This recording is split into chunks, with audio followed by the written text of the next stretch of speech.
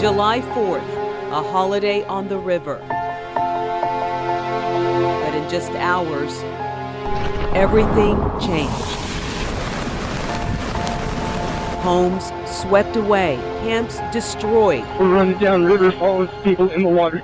Lives lost.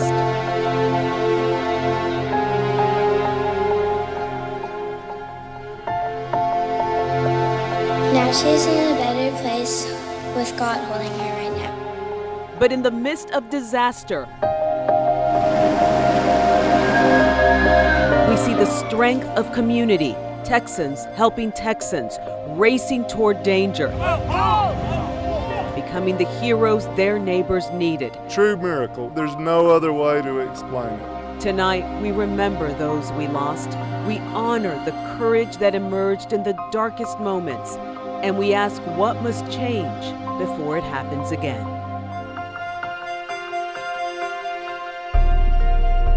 Thank you for joining us for this 1 hour special, Hearts and Heroes Flooding in the Texas Hill Country. I'm Cynthia Izaguirre. My colleague Barry Davis is anchoring from the Texas Hill Country tonight in the heart of the devastation where the swollen Guadalupe River surged beyond its banks, tragically sweeping away more than 100 people, homes, and cabins. Barry? Izzy, in this special, we're going to hear from people who got out literally with minutes to spare. We'll also hear from families dealing with unimaginable loss. We'll ask the tough questions. Were there warning failures? What else could have been done to prevent this level of disaster? But we'll also hear what defines this state: Texans helping Texans. When the waters rose, so did the spirit of these communities. And tonight, we bring you their voices, their heartbreak, their hope, and their path forward. We begin by going back to the morning of July 4th, a day meant for celebration along the Guadalupe River. Children were at summer camps. Hundreds were getting ready to enjoy the holiday in Kerr County. But in the early morning hours, everything changed. WFAA's Kevin Reese walks us through how the flood unfolded hour by hour. KVUE News Weather Impact Alert. Breaking news here in Texas as we come on the air at least 13 people are dead. 23 girls have been unaccounted for. Their parents. By the time the news reports came pouring in, and it has been a heartbreaking start to the holiday here in Central Texas. Lives were already being Our lost. prayers and our thoughts are with you. And souls in the Hill Country. This is just the beginning. Yeah, I Swept think away. there's people across the country right now praying for this community. This came at night when people were asleep. Please pray.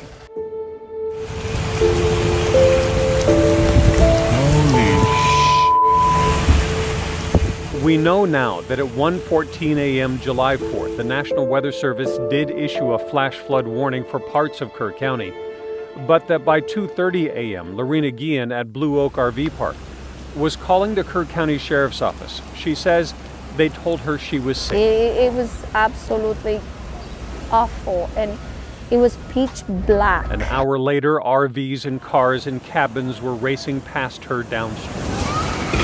And screams, the screaming, it was awful. The first picture from Camp Mystic showed young girls in only ankle-deep water walking to safety. But at 4:22 a.m., a first responder asks an emergency cell phone push alert be sent to Kerr County residents. Is there any way we can send a code red out to our Hunt residents asking them to find higher ground or stay home? We have to get that approved with our supervisor. Records indicate that caused up to a 90-minute delay. At 5:31 a.m., Kerr County does send a social media post that this is a very dangerous and life-threatening flood event. Move to higher ground. But for more than 100 souls, it was already too late. We're praying for all of those missing to be found alive. We didn't know this flood was coming. Rest assured, no one knew this kind of flood was coming. In just 45 minutes, the flood gauge along the Guadalupe River peaked at 23.4 feet and then went silent. A time lapse of the Llano River shows just how quickly the wall of water arrived. And then the first email to parents from Camp Mystic. We've sustained catastrophic level floods. We have no power, water, or Wi-Fi. If your daughter is not accounted for, you have been notified. If you have have not been personally contacted, then your daughter is accounted for. Please continue to pray and send any help if you have contacts to do so. I can't even imagine what those girls are going through or what they went through. Inside their cabins, some with the water reaching almost to the ceiling, 27 young campers drowned or were swept downstream. Camp Director Dick Eastland died, trying to save several of the girls. And at nearby Heart of the Hills camp, Jane Ragsdale called her brother at 3:30 in the morning, trapped inside her home. I was like, just get out of the house. But I do remember her telling me, she was like, it's already at the bed. I can't get out. I was like, break windows out. Just get out. And she did it.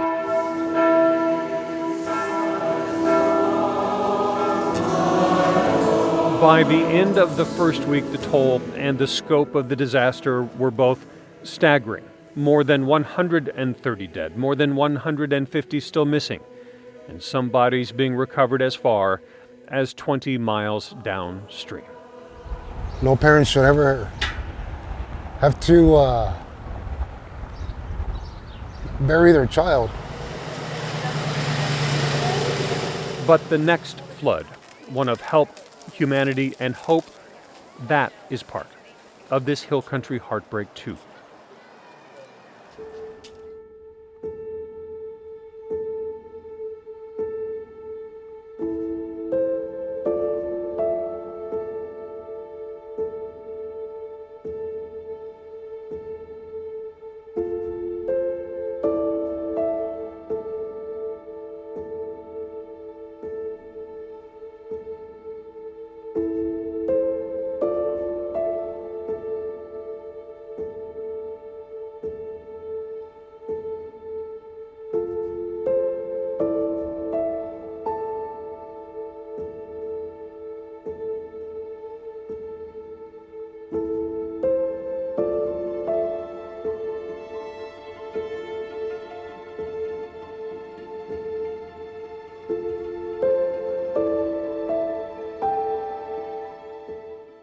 I've been to Kerrville, I don't know how many times, covering stories or riding my motorcycle through these beautiful hills or hunting with people who've spent their entire life here. But how could this happen that fast? How could a storm dump that much water that quickly?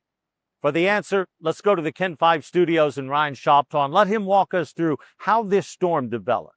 This historic storm started with tropical rains in the southern Gulf, gradually organizing into the second tropical storm of the 2025 season. Barry began as a tropical wave over the Yucatan Peninsula, and as its center reemerged over water, it strengthened into a tropical storm. Barry then weakened into a tropical depression before making landfall Sunday night, June 29th. And as these storms make landfall and move away from water, they lose their fuel. They typically fall apart and become remnant areas of showers and thunderstorms. However, in this situation in late June, the remnants of Barry traveled farther north, and the energy crossed over the Rio Grande just before July 4th, igniting a large complex of thunderstorms where slow-moving rain continued to drive in, raining over the same spots hour by hour, day by day, over the hill country and over Kerr County, breaking rainfall records, leading to flooding along rivers where major flood stages were reached in hours' time. Rapid runoff and the terrain of this part of Texas played a big role. The geography along the Balcones Escarpment creates fast-flowing water across what meteorologists know as Flash Flood Alley. Hilly terrain, shallow soil creates a vulnerable area given the convergence of different weather patterns in the summer. The combination of this region's topography, geology, hot and humid climate create ideal conditions for flash flooding. In the days leading up to July 4th, Camp Mystic brimmed with song, laughter, and joy. But just moments after midnight, everything changed. The first flash flood watch was issued at 1:14 that morning, while hundreds of girls were sound asleep. Campers as young as 7 were jolted awake by the storm. As thunder rattled overhead, girls who'd spent many summers at Camp Mystic reassured the little ones this weather comes often. But this wasn't just any other storm. Within hours, the power had completely gone out and the Guadalupe River began to rise. The cabin closest to the water was Bug House, where a counselor's quick action saved several of her girls. She tore through the rain to alert staff. Camp Director Dick Eastland wafted through the waters to evacuate them. Hours later, the water rose to the roof. The person who put his heart and soul into Camp Mystic died getting campers to safety.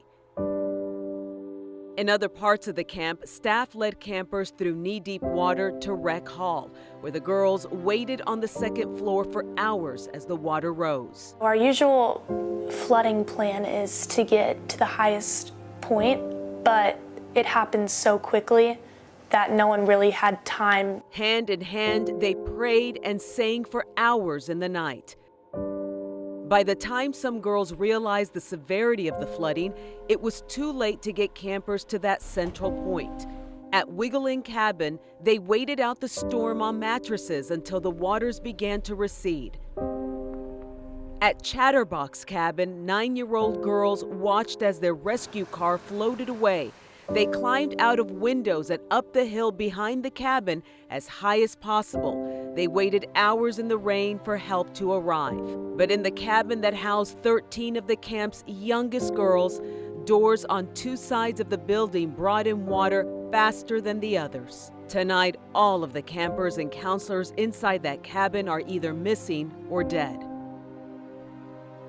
When the sun finally began to rise, stuffed animals and blankets lay on the lawn, and campers and counselors waited for rescue as they held on to mattresses, poles, and trees. They clung to hope that their friends and sisters also survived a night of horror they'll never forget.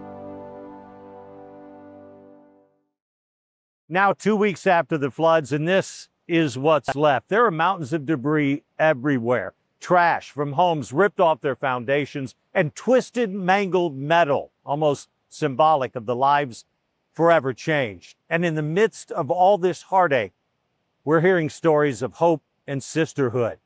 Teresa Woodard brings us the voices of Camp Mystic, raw and resilient, as they try to reconnect with the place that helped shape them. In Camp Mystic's online archives are decades-old videos We are so glad y'all are here.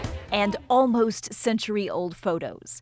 Girls started spending summers here in 1926. Ever present are smiles and songs. You can feel their faith and see the fun. You can truly be yourself as a kid there. And the backdrop to most every memory made is the water. For generations, yeah, I went to Camp Mystic for 5 years, and then my sister went to camp there for 10 years. Girls grew up on the Guadalupe River. Camping here built character and camaraderie. Mystic girls are more than friends. They almost feel like more than family just because of the bonds you make going every summer, seeing the same people. Perhaps it brings a bit of peace to know how much these campers must have loved one another and how much the camp loved them. On the morning of July 4th, when the river overtook them, they were together. Almost 30 campers and counselors are gone. Camp Director Dick Eastland is too. It was nobody's fault. And if I did have a little girl, I would still send her to Mystic in a minute. Dick Eastland died trying to save the campers he loved. And there's no other place on earth I would want my little girl to be, where she's loved so much that somebody else would die trying to save her. On the other side of Mystic, campers knew there was a terrible storm, but did not know it was catastrophic. I feel guilty that we were so safe and oblivious while they were living hell on earth. The gravity, the reality set in. The Lord of love has come to me. I want to pass it on. On a bus, evacuating. Devastation surrounded them, yet still they sang.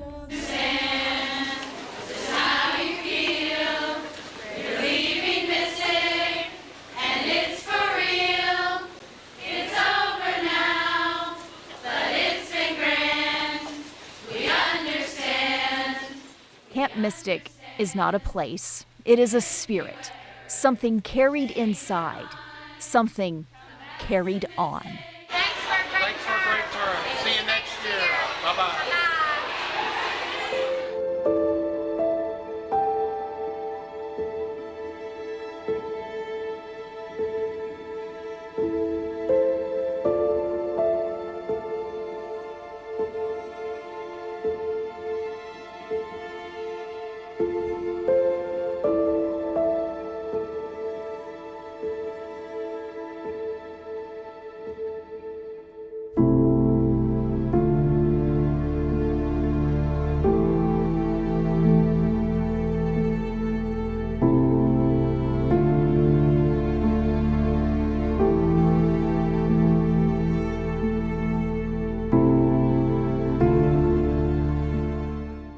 We've heard from so many people who say Camp Mystic isn't just a place, it's a part of them. Our station in Austin, KVUE, shares the story of one former camper, now a writer and teacher, who shares her memories that helped shape her, and the heartache of seeing that place forever changed. I was a Mystic girl for 7 years, I think, between 87 and 93. Camp Mystic is a very wholesome place. Kindness and friendship are just constantly reiterated there. I mean, the river is Camp Mystic, you know? The river runs through my dreams. I write about Camp Mystic all the time. I still write about it. And I am now a camp director. I run 7 creative writing camps for middle schoolers and high schoolers during the summer. Mystic imprinted on me. It was a place kind of outside of real life where you were free to be yourself and also to discover who you wanted to be and try out different versions of yourself in a really supportive environment. You know, when I think about Mystic, I hear the little smack of like hundreds of girls flip-flops along the gravel paths and the limestone steps. I hear the buzz of like 50 tiny electric fans going all at once in those cabins at night. I hear the cicadas. I hear like voices singing, coming like through the dark toward you, and you can't see who it is yet, but you can hear them singing. I think about how good the food is. You know, I have gone back there often in my mind. It's a sort of place of safety, which is why, you know, this part of why this is just so, it's just so tragic, because for so many people, like, that's our imaginative safe space.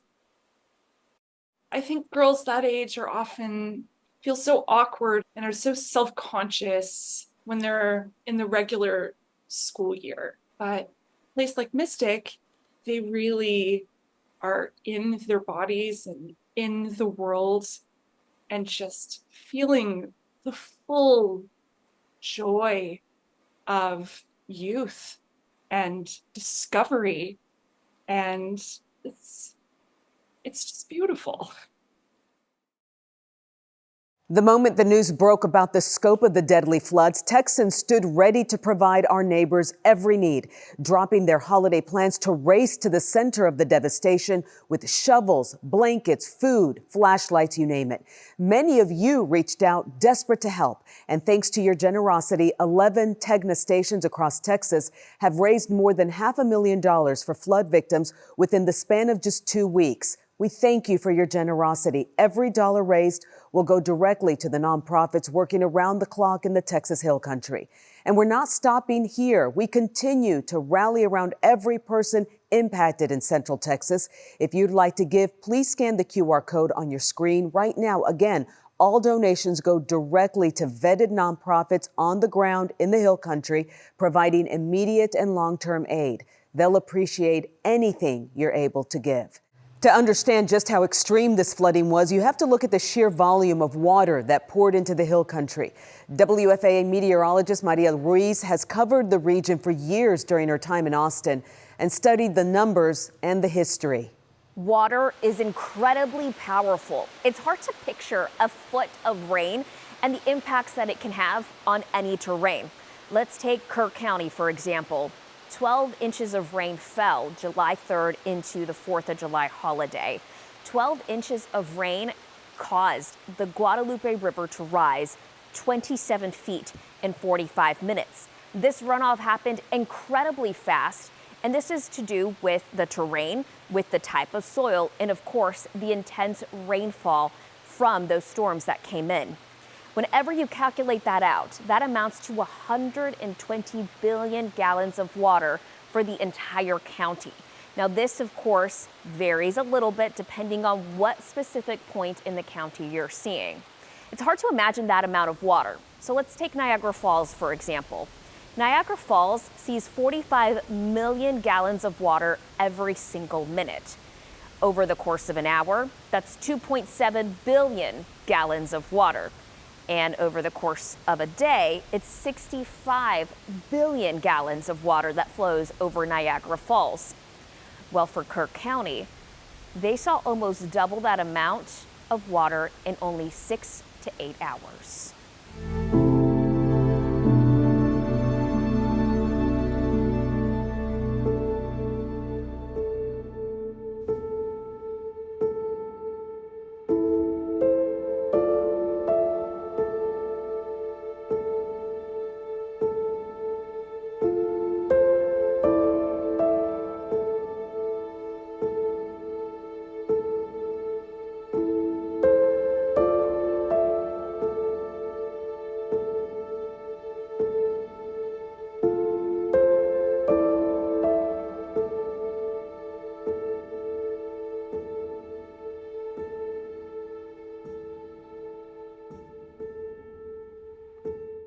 Kerrville has always been this beautiful little picturesque town tucked away in the Hill Country. Now, this is it. Everywhere you look, and I mean literally everywhere you look, there is debris stacked up everywhere.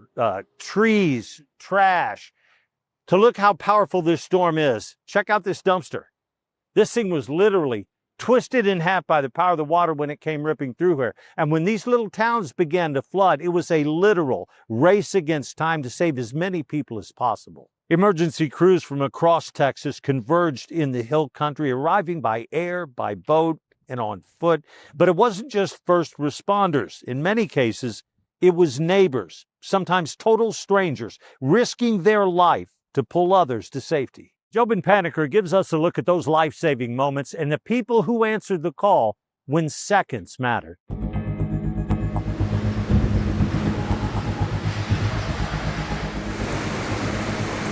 July 4th in Kerr County was eventful, and for all the wrong reasons. Oh my God! There's people screaming in the river! This came at night. They woke up underwater. When people were asleep. In bed. And overrun by raging floodwaters from the Guadalupe River. It was just a roar that couldn't drown out. And then sound. What haunts many of them now. And you can hear them screaming. I saw children floating in the water begging for help that we could not reach. The river has flooded before, but never like this. There were no minutes. It was seconds. Never 26 feet in 45 minutes. There's so much water between me and where I had to go. Every good and fun down by the river story has been replaced with the horrors they've witnessed. We saw all of the other camps destroyed, obliterated. The doors opened and the flood came in from both sides. We heard so many survival stories in Central Texas. Go tighter! In San Angelo, rescuers braved the rushing river, forming a human chain to save a woman. In Center Point, another woman was pulled from a tree she had climbed to escape the rising floodwaters. Grab whatever and get out, get out. And there was furniture everywhere. The water was up to here. People clinging to trees, to mattresses, to pillars, to hope. We just held on for a couple more hours. Yeah, a couple hours. We waited and waited and waited. But for far too many people, young and old, the river was faster than the help. He started yelling at them, throw me your baby, throw me your baby. The floodwaters didn't just take their towns, it took their world. Both my parents are deceased, and I said, Mom, Dad, God, help. More than 130 people are now confirmed dead, including dozens of children who were attending summer camp along the river. I can't even imagine what those girls are going through. There is a grim comfort in knowing many are still missing. Even more families are left painfully wondering.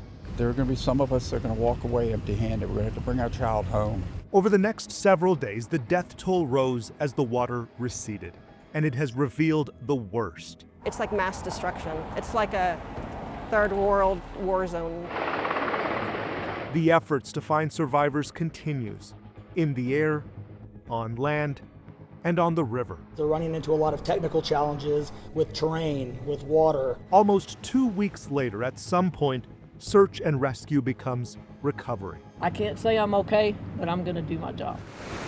It was supposed to be a day to celebrate, but Kerr County spent it fighting to survive. Please pray for our community. July 4th now means something more. This is a hard day.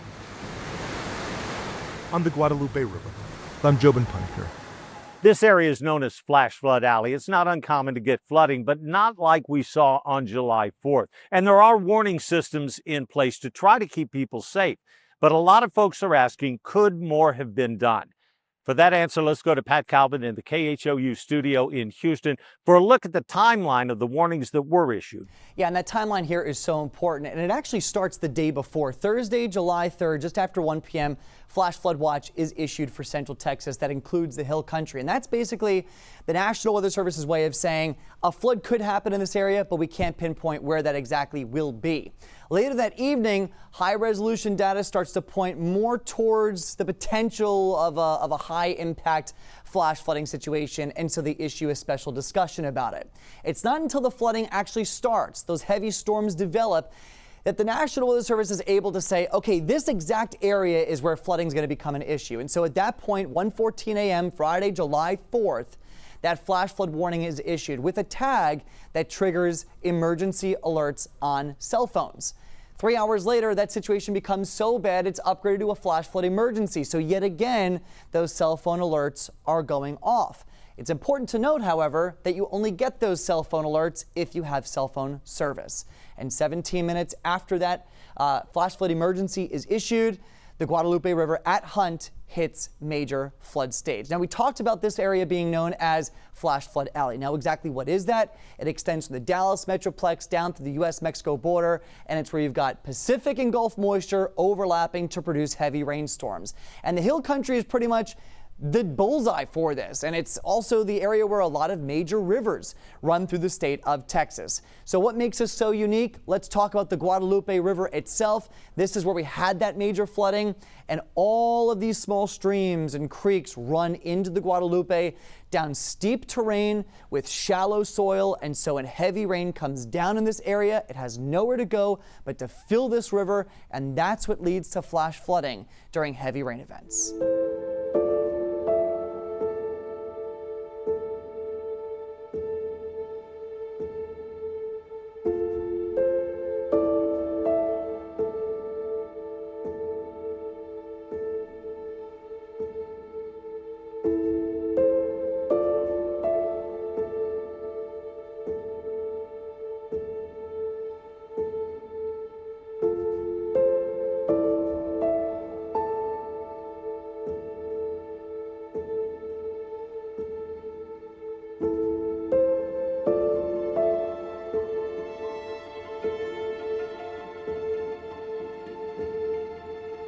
Local leaders and emergency officials have faced tough questions in recent days, but this isn't just about accountability, it's about solutions. Tonight, the Investigates team from our Tegna station in Houston examines what systems failed and what must change to protect Texans in the future. Here's Jeremy Rogalski. Yeah, we discovered breakdowns, shortcomings, and missed opportunities to keep people safe. That date from that dreadful July 4th morning to a decade before the raging river came through. Despite the menacing nickname Flash Flood Alley, the level of preparedness in these parts has been a mixed bag. The evacuation sirens have been sounded. The morning of July 4th, the Bernie Star newspaper captured blaring sirens in the town of Comfort. Floodwaters continue to rise, warning folks to get to higher ground. At least 4 counties along the Guadalupe River have outdoor warning sirens in place. But in the hardest hit Kerr County, we do not have a warning system. It just hit me, why didn't we have that? It sparked a Texas mom to start an online petition for a Kerr County early warning system. If they had 5 minutes warning, if these kids had 5 minutes warning, they would have saw what was going on, and I guarantee you they would have took those kids and ran for higher ground. But when Kerr County officials debated sirens years earlier, it did not go over well. In 2016, then Commissioner Buster Baldwin said, "The thought of our beautiful Kerr County having these damn sirens going off in the middle of the night, I'm going to have to start drinking again to put up with y'all." The following year, another commissioner, Tom Moser, said, "Too many people said they did not want sirens." And so Moser and county leaders never pursued them. Did Kerr County do enough? In hindsight, could we have done more?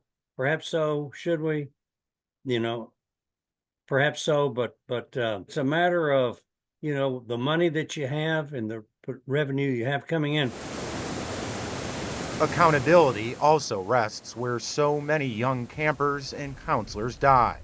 Headlines show Camp Mystic flooded many times since opening nearly a century ago. It was a ticking time bomb, Camp Mystic. Jeff Evans spent more than a decade forecasting Texas storms in his 34-year National Weather Service career. The terrain and the way those creeks converged, it was just a matter of time till what happened on the 4th of July happened.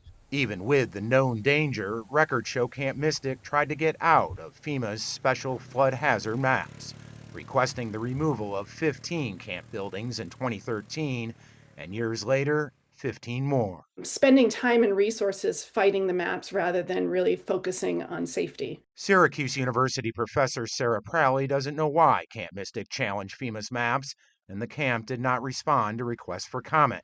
But her years of research reveals property owners often do so to avoid costly flood insurance and stricter building codes. You would think that at a camp for young people, they would be particularly cautious, certainly about the risk of flooding. In the end, FEMA approved both requests, putting much of Camp Mystic on paper just out of the blue-shaded 100-year floodplain. But in reality, Pralley says, it was still in the thick of it. The lowest point in those areas was sometimes a foot above the base flood elevation. That's not a lot of room for error. The Guadalupe is starting to come up and Shoemaker is no longer passable at this time. There was no room for error when the torrential floodwaters rolled through. I had this program running. But real-time scanner recordings captured by John David Trollinger offer a glimpse at the gaps in alerting those in harm's way. Listen to a firefighter's urgent plea at 4:22 in the morning. Is there any way we can send a code red out to our Hunt residents asking them to find higher ground or stay home? Standby, we have to get that approved with our supervisor. Code Red is Kerr County's emergency notification system that can push alerts to residents' phones. Trollinger, who helped install the system as the county's former IT director, says he didn't receive one until after 10 that morning. Someone needs to be on the phone to authorize it immediately and get these alerts sent out. That is a point of failure. Jeanette Sutton is founder of the Warn Room, a training tool for agencies to improve warnings and alerts. For whatever reason, they weren't available to get in touch with that supervisor in the middle of the night. That does need to be addressed. That's where people's lives are on the line. But officials have repeatedly said their priority is on recovering the lives lost, not a timeline of the emergency response. We're not running. We're not going to hide from everything. That's going to be checked into at a later time. The time for accountability, they say, will start at the state capitol with the upcoming legislative special session. Our city of Kerrville and Kerr County leadership are committed to a transparent and full review of processes and protocols. In Flash Flood Alley, a review perhaps long overdue. I'm Jason Whiteley, and it will be up to the legislature to look for solutions and ways to prevent loss of life during future floods. Lawmakers returned to the state capitol Monday for a special 30-day legislative session, and addressing this disaster is now paramount. But even something as simple as an early warning system is much more complex than you might think when you're dealing with rising rivers. State Senator Paul Betancourt from Houston explained one idea that he plans to propose. My idea was to use old tech sirens and combine them with what everybody is getting overloaded on, which are these cell phones right now. Because, we'll have a blue alert, an amber alert, a silver alert, a security alert, your bank will call you, whatever.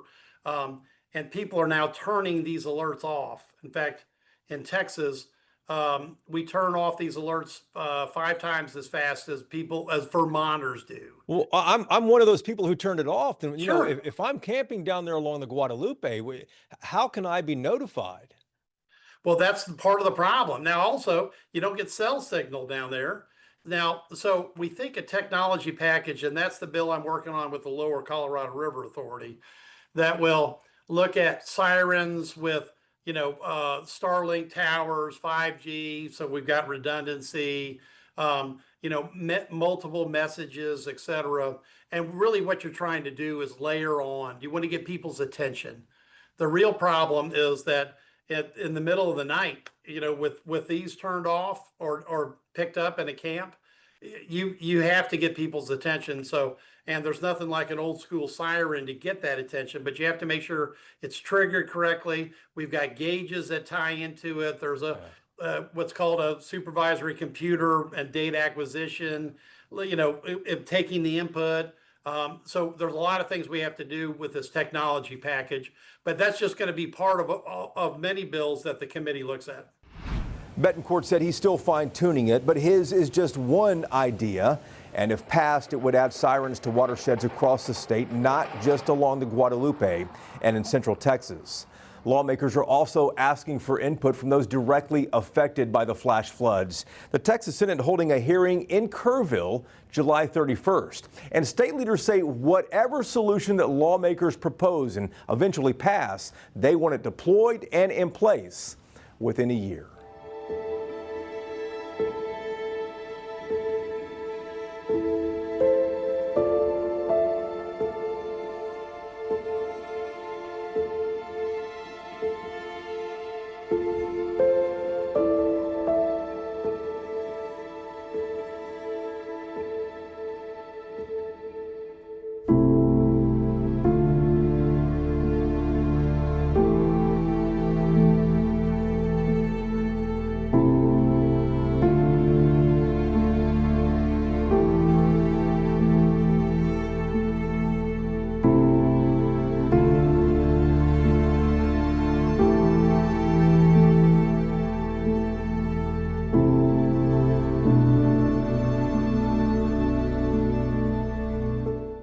The torrential rains that upended hundreds of lives went far beyond Kerr County lines.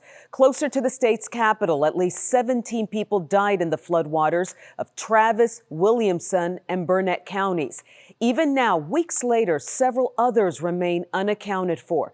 Tonight, Brianna Perez shares their stories of loss, survival, and the heavy burden to rebuild. I'm near FM 1431. Lago Vista is on this side and Marble Falls is directly on the other side. Construction has begun on the Cow Creek Bridge, which was washed away during the recent flooding.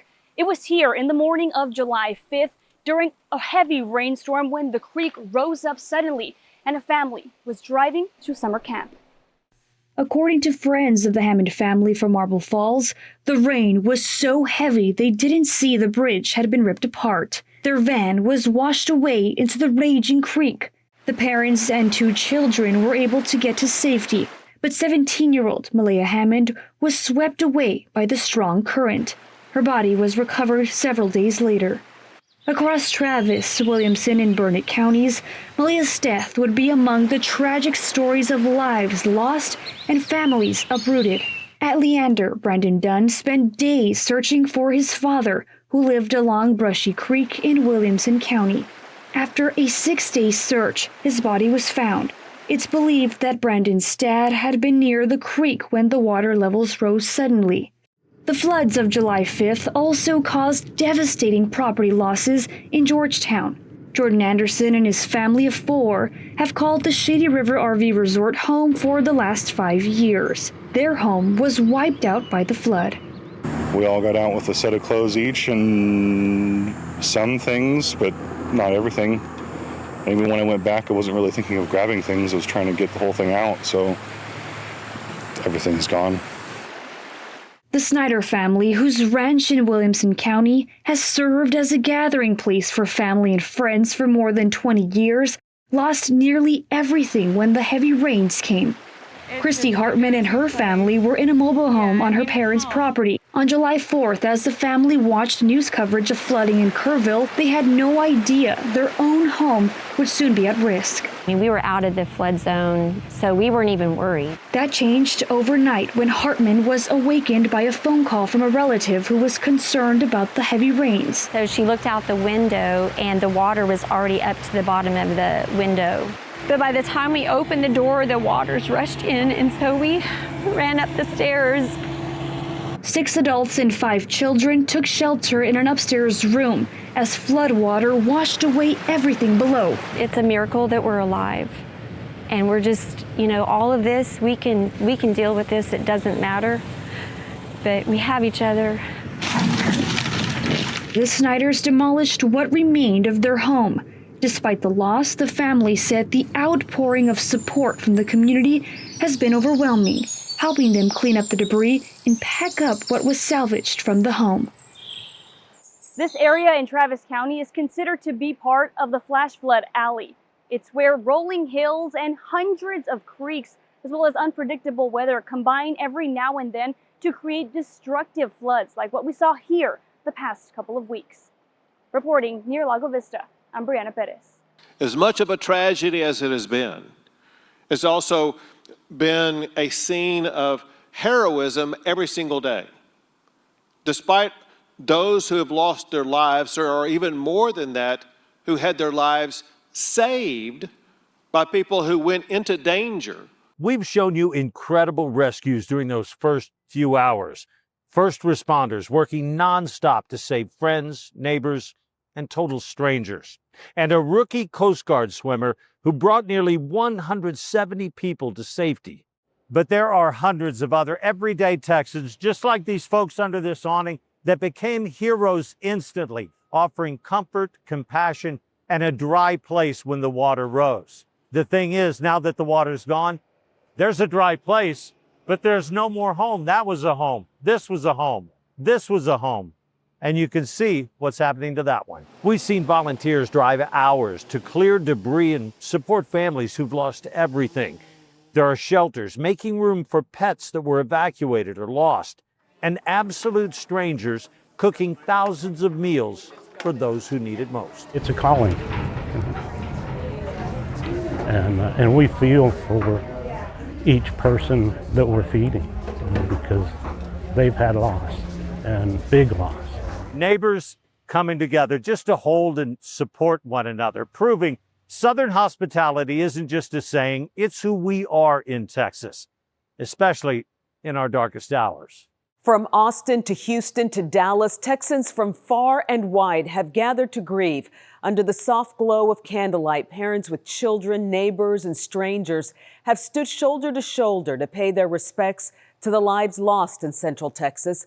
The grief is so profound, but so is the resolve. Across the state, hope flickers, even in the dark.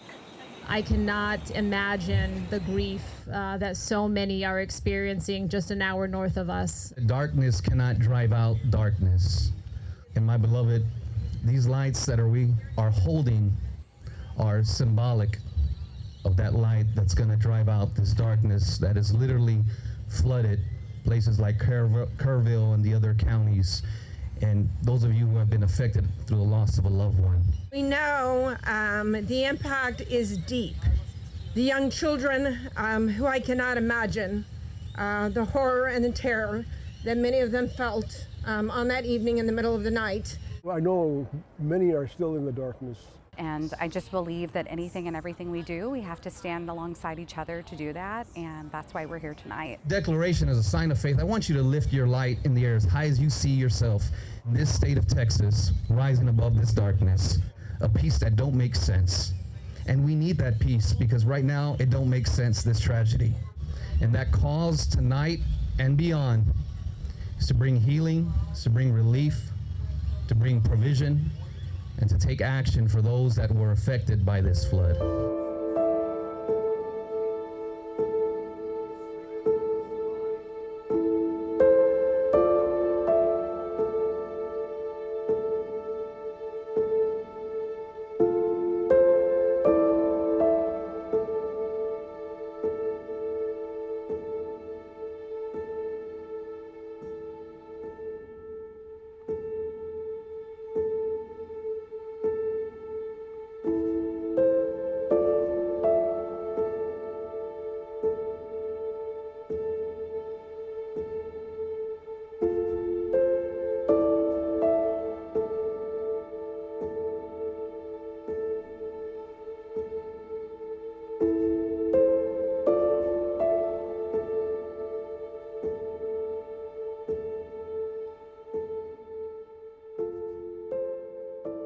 Along the banks of the Guadalupe River in Kerrville, more than 140 wooden crosses now stand as a growing memorial to those lost in the July 4th floods.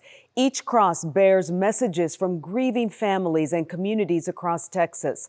Amanda Henderson shows us how this simple gesture is helping families feel seen and not alone.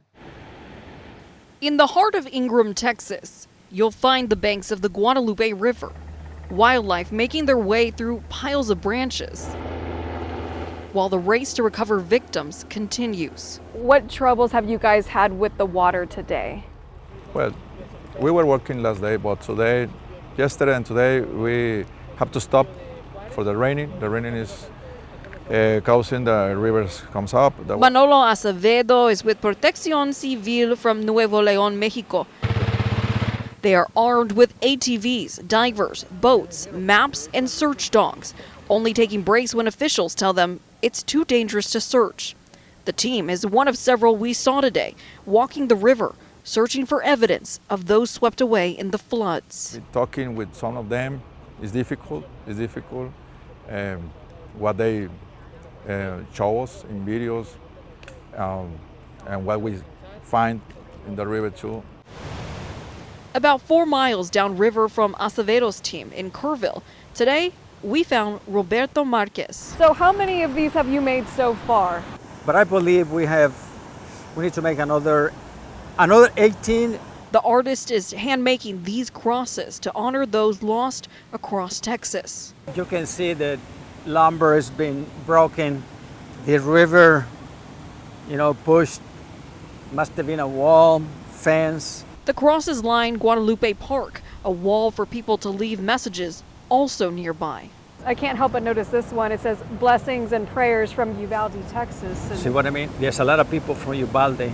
He reads the notes out loud to us. United in love for the Texas Hill Country. Marquez hopes this will bring a sense of peace for those who visit. This becomes a sacred place for everyone to come and unite so we can all get together and comfort each other. I think that's what we are up to do, and especially at this moment. From tree branches to rooftops, the ways people made it through the storm are nothing short of miraculous. Some were 15 feet in the air, others floated on mattresses as floodwaters surged around them.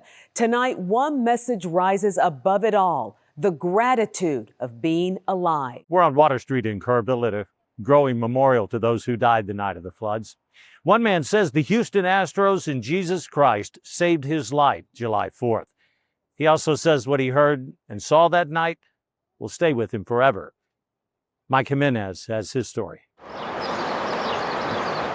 And for the first time, I just broke down. You know, I mean, my mom cried in my arms yesterday. Ricky Ray Robertson says when the Guadalupe River started to rise, he didn't have time to think, saving his brother who was at home along the river. I was banging on that door. He couldn't hear me, so I had to kick in the back door. Robertson says when he first crossed the street, it was dry, but in less than a minute, the waters had risen. Then when I got him, when we went back across, it was a little bit over my waist. Robertson stays at a cabin behind the home where his brother lives, which was washed away by the river. But on that night, he was watching the Astros game across the street, deciding not to go home when the rains began to fall.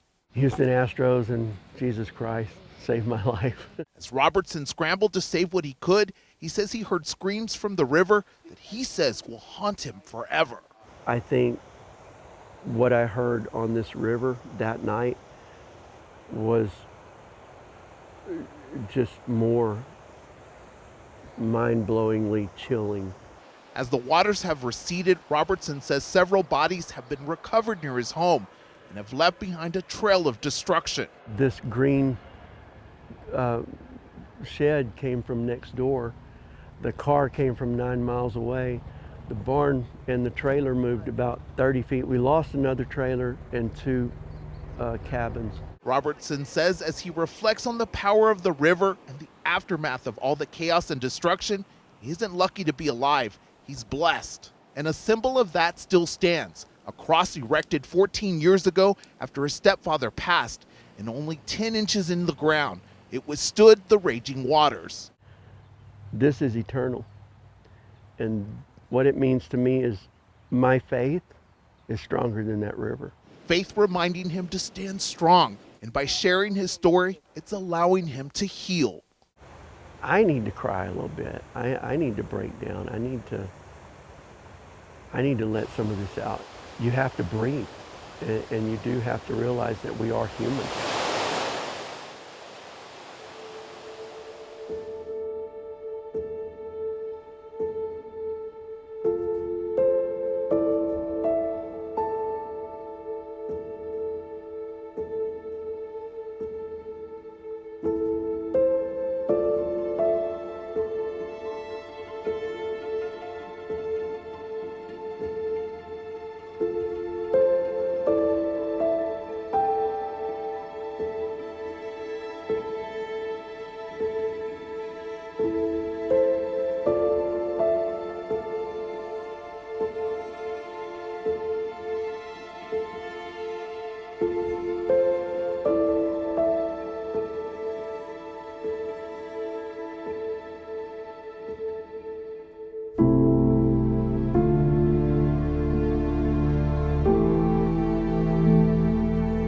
Over the past couple of weeks, we've heard so many stories of survival. 12 miles north of Kerrville, in Ingram, a couple clung to a pillar for hours as floodwaters swallowed their home. We were there the first time they went home again, and though so much was gone, there was one thing Doug and Libby Fuller were sure they'd never see again. Here's Tiffany Liu. 5 days after the deadly floods in Kerr County, a couple who survived it. Scared. I mean, I'm scared, but I need to see it with my own eyes. Because if I don't, I'll speculate. Are wondering about their home right by the Ingram Dam. For the first time, Doug Fuller it's all gone. And his wife, Libby Evans Fuller, are seeing what's left. There are no words. It was around 4 in the morning, July 4th. Her husband woke her up. Libby put on clothes, and in that short time, You know, the water's coming in under the door at this point. the couple says they saw 5 feet of water in less than 5 minutes. We were on the mattress of the bed, floating, you know, this far from the ceiling. I had the ceiling fan in my stomach. Doug first swam toward the door, hanging onto the frame. The refrigerator was floating in the living room. There was furniture everywhere. The water was up to here. Libby made it to the door too, but the violent waves kept coming. The door slammed on my hand, luckily just bursting a blood vessel, but he had already flown off and grabbed the pillar. No one else could have saved them. I knew I was about to go, and just he caught me. by my hand in my pants and grabbed me to the pillar, and we just held on for a couple more hours. Yeah, a couple hours, and until the water actually subsided all by itself and we could touch the ground again. This pillar saved your life. Yes, it did. Doug and Libby are still in shock they survived as they think about all the lives lost, especially the little ones at Camp Mystic, just a few miles away. I can't even imagine what those girls are going through or what they went through. the families too. If you had asked me to trade places, I'd do it in a heartbeat with those kids. I mean, why us and not them? As they see their unrecognizable apartment and all their damaged things, They found his wedding ring. they found hers too. Having things that already have memories attached to them, I mean, I didn't have anything. Libby and Doug are filled with wonder. They know to be alive is to be grateful. In Ingram, I'm Tiffany Liu. This place truly is special. The people here are kind and caring. When the cameras leave and the headlines fade, and they will, this community will still be here, rebuilding, remembering, and holding on to lives that were forever changed by this flood. We want to thank you, our viewers across this great state and across the nation, for your compassion, for your caring, most of all, for your support. And because the river took so much, it also revealed something much, much deeper.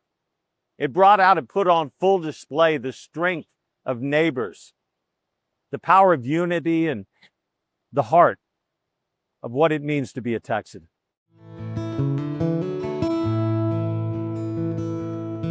I sing songs about Texas. For Texas country music star Pat Green, this is personal. His younger brother John Burgess, sister-in-law Julia, and their sons James and Jack, among those swept away. And sing me one more song about old San Antonio. For all of the victims and survivors, Green's Wednesday night virtual concert at Globe Life Field in Arlington raised more than $1 million. The one thing I know about Texas is Texas stands up for Texas. And from lemonade stands to telethons to mobile chefs and kitchens, There's hope. All these people are here to help. volunteers continue to stand for Central Texas. Hundreds of rescuers and searchers still hard at work. We've been putting 18-hour days in, 24-hour days at times, doing everything we can to get these families closure. Rescuers from Texas and surrounding states, even from Mexico. We are talking about we lost people, we lost children. And in addition to dozens of corporations, including the Texas Rangers and the Dallas Cowboys, money continues to flow into the Kerr County Flood Relief Fund. Neighbors helped neighbors, strangers became rescuers, and our sense of community shined through even the darkest storm. And searchers are even scouring rivers to recover and reunite lost photos and stuffed animals and belongings and more with their owners. You know, I say a win is a win, and, you know, and it's little glimmers of hope. It's good to be home. Hope that has been in short supply. I have nothing but gratitude for those people that were so kind to my family. Kindness that will need to continue as Central Texas recovers. I'm Kevin Reese.